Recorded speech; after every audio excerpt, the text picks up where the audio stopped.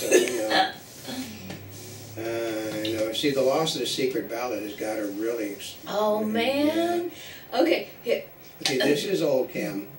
Hello, and this is not a spring chicken. I am all choked up because old Kim told me today about the loss of the secret ballot. Now, yeah, the Labor Department is preparing to sue businesses over the secret ballot under the pretense that unions are being illegally excluded and their rights taken away from them by forcing them to have a secret ballot.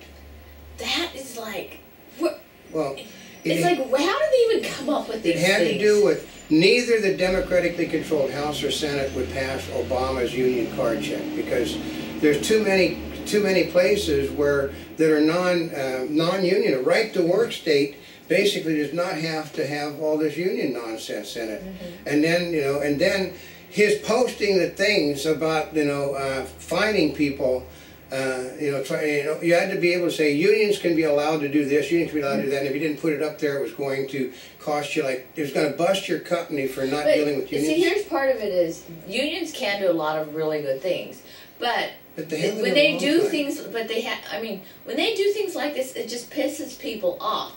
I mean, there's something like, everybody should have equal opportunity, except for the union. We should have, there's... The union basically, okay, we are responsible for all that is great about this nation. That's what the union would tell you. They got a $250 million ad campaign. I think it's going to be a big thing coming up, explaining how only unions can save our nation. Well, no. I can guarantee you, I was part of unions that looted the union fund to build a union headquarters, and I didn't get it.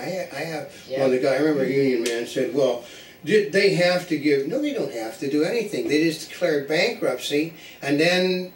And then your mom was part of a union too. My mother was part of a union, and basically they bought her pension out for, she had a $400-some thousand pension. That was without the medical stuff for $4,000. My father was a member of the Teamsters Union. My father was a member of the Aerospace Workers Union. My father was a member of many trade unions, and all of them went busted. All of them. We never collected any money from them. I've never collected money from union pensions either. I'm at the real tail end of my life. My house got burnt down 4 years ago, or was it 5 now? It got fried, so I'm living in an apartment. I used to live in a nice big house, with an acre and a half of ground around it. Now I'm in an apartment, so I would really like to have that pension fund, folks. Don't have it because the unions looted the funds. And if a union loots a fund, what happens is they generally put the head of the union in jail, but they don't get the funds back. But right now, Obama basically is posting these rules that are favorable to unions on every business. That also went nowhere with the Democrats. Yeah, but see, that is like so wrong. There's one thing about making it mandatory to post, okay, this is the minimum wage. Yeah, right? But that's required by law, minimum wage. Yeah, they're posting that the unions have a right to do this in your business. They have a right to do that. No, they don't have those rights. You do not have a right to come into a business that you're not part of and tell people, you can meet them outside the business, but... it's a private business, right? Private business. Yesterday we were at a grocery store. We came out of the grocery store as the union people were getting ready to go into the grocery store and shut the business down. There's something like, okay, if the fire marshal goes into business, right, that's one thing, right? Or the sheriff's department, okay? But a union is not a government They're not entity. entitled to come into a business and organize. They can do all the organization they want outside the business because it's legal for anybody, and but they're not permitted to come in. They wanted a card check rule, which basically allowed the union to basically intimidate everybody into. They would decide how many votes were cast in their favor. Like I said, that didn't go over with the Democrats. Then they wanted the posting, the thing was designed to set a rules and regulations to bust. It's cheaper to become union than it is not to become union. That didn't fly with the Democrats either. So now he's doing what he can do that the Democrats have no say over, which is his Department of Labor. But the Republicans, okay, this is money populism I didn't do today, but it fits the situation. That while the Democrats will continually sell the Brooklyn Bridge, the Republicans will always be there to buy it from them. The Republicans were totally and absolutely in disbelief.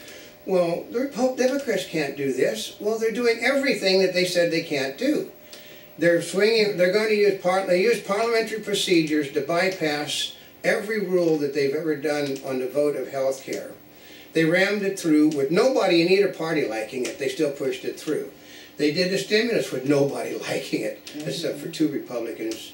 Basically, you know, put it this way: if you put a spending bill out there, there are a couple of Republicans that vote for every spending bill the president puts out. But the most of the people know in this nation that, unfortunately, I mean, we're talking, the unions served a great purpose. I mean, in the 19th and early part of the 20th century, they helped to fix problems.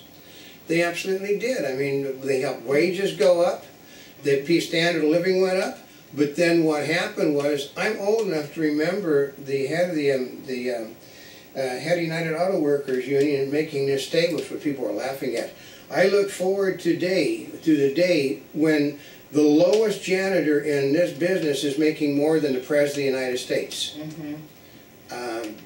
With benefits and stuff, they make more than the President of the United States today, folks. You think so? They make hundreds of thousands of dollars a year. Doesn't the President make like $400,000? No, I think 220,000, something like that a year. Oh, I thought that was an old figure. Yeah, but they make ungodly amounts of money. People don't care in the slightest about the hourly wage. It's the benefit package with the unions try to ignore the benefit package. They say, well, we're only making $27 an hour. Well, how many people are making $27 an hour? But they have a benefit package that can get up to $80, $90 an hour in a lot of unions. And then you can't fire union workers in some unions. They have people sitting in, basically, they report to the job every day and then are sent to a place to basically watch television, play with games and stuff. What do you mean? Because you can't fire them. You can't fire tenured workers in a lot of union businesses. Oh. So they're basically they sent. I think, I don't know, they're trying to negotiate that out of new contracts where X amount of people are always kept on the job, even if they you know, and because they said this morning, as the union is preparing its full frontal assault on the country, that $2 trillion is immediately needed for pension funds in this country. $2 trillion. And Obama's not going to get a $2 trillion uptick in the. Didn't they just fund pensions? They just funded some pension. They just funded some stuff. Oh yeah, I think some of the money's gone because there was an election. They used the money. What happens is, not that they would ever do that. And technically, the unions cannot take the money from the employees' pensions fund to use to elect officials, but they do it all the time. It just I mean, I remember one of my unions took $10 million from the pension fund to fund an election for a candidate that lost. And even though you're saying $10 million is over the legal limit, what they do is they donated it in the name of everybody. That every one of the employees donated the maximum. Every one of the union members.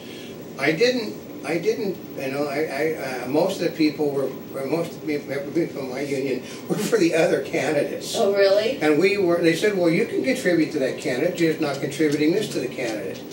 And generally what happens is, the people that do that always get thrown out of office eventually, but after the fund is looted. I mean, they spent virtually all the money that was spent by the unions to elect Democrats this year only salvaged, what was it? I think they salvaged 4 seats in the Senate. Really, that's it? And those 4 seats in the Senate, 3 of them, I think, are basically on the recall list already. Because they lied to the people about what they were going to do. You don't want to lie to, you know, left-wing people do not like being lied to by their people. That, well, we are going to be fiscally responsible, so they joined in spending $1 trillion before the thing went off. And they wanted to spend even more money. Like you don't think that the Democrats aren't going to spend money. But when you can lie to a Republican, Republicans are stupid. They don't even know they're being lied to. But if you lie to a liberal Democrat, what? They get miffed. And they will kick your butt out of office. So. Yeah, but this thing with the secret ballot, do you think they're really going to do that? They already did it. They said this morning. Oh. They said this morning they're going to court against businesses that are using the secret ballot to hurt unions. The unions are. This one. In other words, they don't have control over the ballot box, so now they want to have an open ballot so they can know who voted for who. Yeah. So they can basically take care of them. They can take care of them. I'm from the era when unions used 2-by-4s and baseball bats to get their way. I mean, they said, well, unions never did that. Oh yeah, I mean, we're talking the 20th century, basically, the unions were really, in Chicago, I mean, they would just beat the hell out of you if you didn't vote for them. You know? If you didn't join the union movement was at its strongest when they were at their strongest. They were like a paramilitary organization. But what happened was, it's just like, I worked on an episode of Rockford Files a long time ago, where basically a biker gang had become, they learned over the years that they had to join in with everybody else in order to keep the money flowing. So the bikers basically became business people, and they got rid of the bad image. Their businesses were all flourishing, and then comes the guys that basically are the hardcore people that didn't get along with them to begin with. So they step all over the people that are at the top that are trying to change the image and put the image back in effect again. What is happening is that the unions are electing the hardcore to run the unions again. The guys that basically, you know, they look like they spent an entire lifetime, you know, working in the, you know, like in a coal mine or in a, you know, on a docks or something, and not the guy that they sent to Harvard to be the face of the union. They're getting rid of those face of the union and putting the hardcore back in, because unions are down massively, and the hardcore thinks, well, the reason we're down massively is because of the fact that the people don't get the message, and we need to get the message out. The message being 2-by-4s and baseball bats. And intimidation is alive and well. Well, yeah, just, I mean, it's just the way it was done.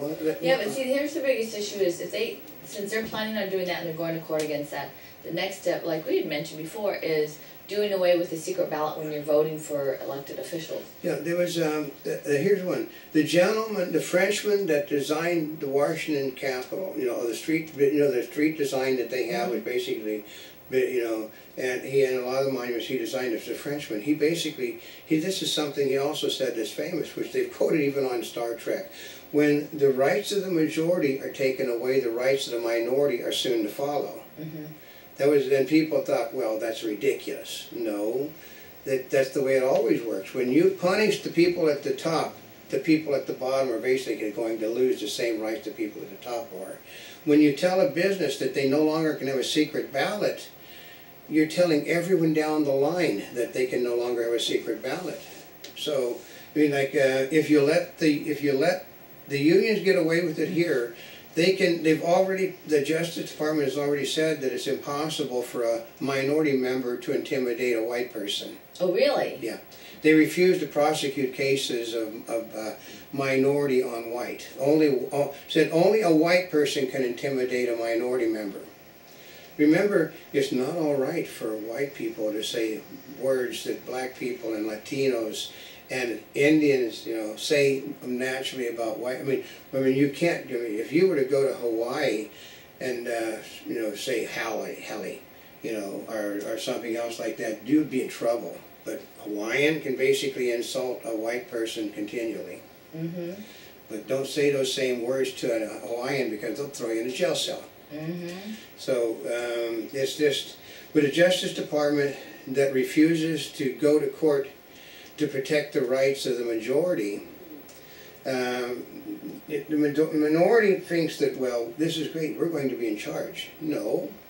You look at okay, we have a socialist president. Everybody knows he's socialist because the left wing of the Democratic Party is socialist. I mean, I do not understand. Well, listen, they insult this president by continually calling him a socialist. Well, he is. The whole left wing of the Democratic Party is socialist. The same with the whole right wing. I mean, we're talking, the right wing of the Republican Party would be very happy with Mussolini and Hitler. That's how it works, folks. The left wing would be happy with Stalin and those people. Mao Zedong is a hero of those. The Obama cabinet, Mao Zedong is a hero to Obama's cabinet. So it is the way it is. But the majority of the people are not the left that are right. They're here, and nobody cares what they want. Look at the other voting. I mean, The Republicans and their pundits simply refuse to get the message that the Democrats on the left are not going to cave in. And I mean, we're talking 60 years ago when I was in school. One of my people probably don't even remember who Edward R. Murrow is today. But he was actually young in those days, just fresh out of World War II, where he became a big shot. He basically was lecturing in our class. And he was talking about the fact that that minority rule has never worked in any country in the history of the world, because what happens is somebody at the top end will simply join the low end so he can keep his job. Look in Russia. Putin, by their own constitution, he was not allowed to succeed himself. So he succeeded himself by putting himself in a different job. Mm-hmm. That's how it works. The people at the top never leave office. You go look at Haiti right now. The baby doc is back in Haiti to take control of the country after 25 years. Oh, really? Yeah. He took billions of dollars out of the country with him, which helped cause the country to be in the shape it is. But he had decided to come back to save the minority from the majority. Ah. And the minority wants him back because they want a strong leader. And it's what happens. I mean, I think Murrow and another woman called Attila Rogers St. John was really, I won't show you my age, because these people haven't been around in 50 years. Never even heard of it. And they were instructors of mine when they were young in college. But she was also talking about the spread of communism across the world, and the fact that it always spreads the same way, from the bottom up. They convince the minority that they're there to help them. And what happens is the minority always ends up worse, because the people up here are the ones that are convincing the people down here that they're helping them. And they never help them. I've never seen a minority helped by the people up top. Because you can go back to the Bible. God helps those that help themselves. That's basically every religion in the world has that same sort of statement. You know, when you think that you're going to get if they said, why do Democrats do well, is because they give handouts to everybody. But the problem is like Margaret Thatcher also said, socialism stops when you've taken the last dollar from the last person. The last dollar has, it's just sort of, where our country and the rest of the world is in, Elvis has left the building. There isn't any more money. You can't raise, Illinois is going to raise taxes on people as they chase them out of the state of Illinois. Oh, they are? Well, yeah. They said the tax rate in Illinois, the surrounding states are spending tons of money in their budgets, inviting residents of Illinois to move to all the surrounding states and inviting their business over. California is getting ready to kill all its tax breaks for businesses working in the state of California. Which, if you're a business, why would you want to work here where well, this is to help fund pension funds. That's what they're saying. Well, California has a lot of unpaid debt that has to be paid. That's called pension funds. And but what happens is that when they chase the businesses out, those workers don't have any job anymore, because they're not going to bring the workers with them, because the workers caused the problem. They're going to go to a state like Arizona, which does have Nevada basically is a right-to-work state that has unions in it, which doesn't work. But it's SEIU, and SEIU wants to organize the businesses that are coming in. So, but it's the way it works. Unions had their place. I mean, without the unions, we wouldn't be where we are. Which is a way of putting it. We really wouldn't be where we are without the unions. Though, anybody old enough to remember 10-cent loaves of bread, 25-cent movie theaters? I mean, I bought my first car when gasoline was 10 cents a gallon. And I only paid $1,900 once for a 240Z. 1,900, brand new. Yeah, but that was a long time ago. Uh-huh. You know what adds to the, okay, here it is. They said I think every car has $4,000 to $7,000 added to it for government regulations. Okay. And they said, was it the 2/3 of every dollar that you spend on a car goes to pay the union benefits and salaries. And California, for instance, its housing costs are higher